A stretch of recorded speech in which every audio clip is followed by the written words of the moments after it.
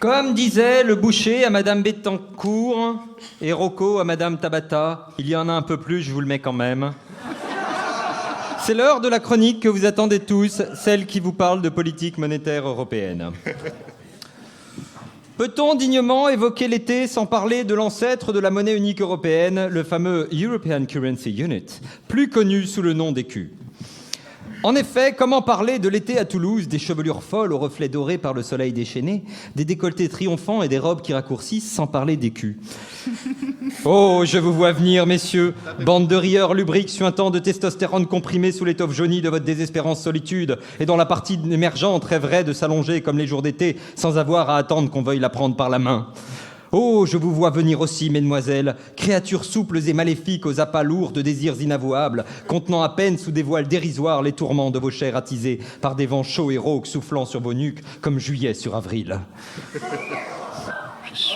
Vous vous imaginez que sous prétexte de vous parler d'écu, je vais vous parler de fesses ?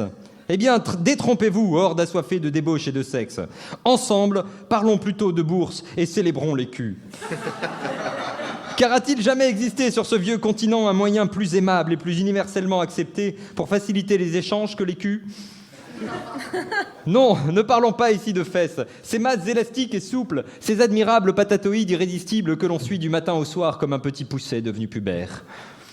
Pas plus que de ces miches sublimes, audacieuses, ensorcelantes, qui avancent devant vous, ces fesses rondes et généreuses, et que l'on voit, à chaque pas de leur divine propriétaire, s'applaudir l'une l'autre avec l'arrogante indolence d'une bombe à eau prête à éclater pour célébrer leur fierté d'être ensemble, libres, indépendantes, mais unies, quoique séparées par une frontière qui ne tient qu'à un fil de coton dérisoire et sous lequel on devine un buisson étrange et ténébreux, abritant en son cœur les pétales sombres et luisants d'une fleur moite et suintant son printemps comme un tapis de velours rose saumon appelant à remonter le courant, après avoir bien entendu appuyé sur le bouton de la sonnette pour montrer qu'on était arrivé en bas et qu'on aimerait bien entrer.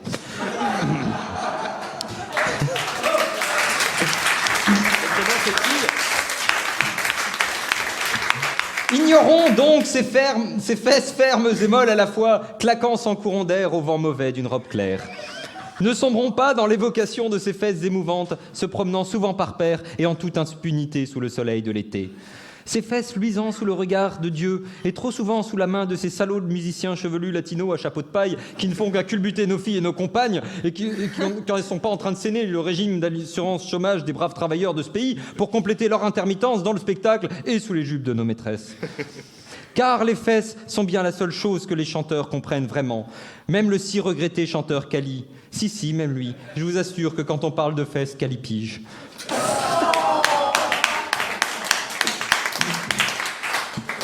Mais cessons de parler de chansons pourries. C'est un coup à parler de Michel Sardou, même de sa mère, Jackie Sardou, ou encore de sexe, et après on dira merci qui ? Merci Jackie et Michel ? Des rires sélectifs. Alors, parlons d'économie, mes frères. Avez-vous remarqué comme en été, sous la ceinture d'un budget trop serré, viennent à s'opposer et à se jouxter deux masses, l'une droite et l'autre gauche, souvent en ballottage, et qui vont fusionnant ou s'écartant sous l'effet d'une grosse élection ?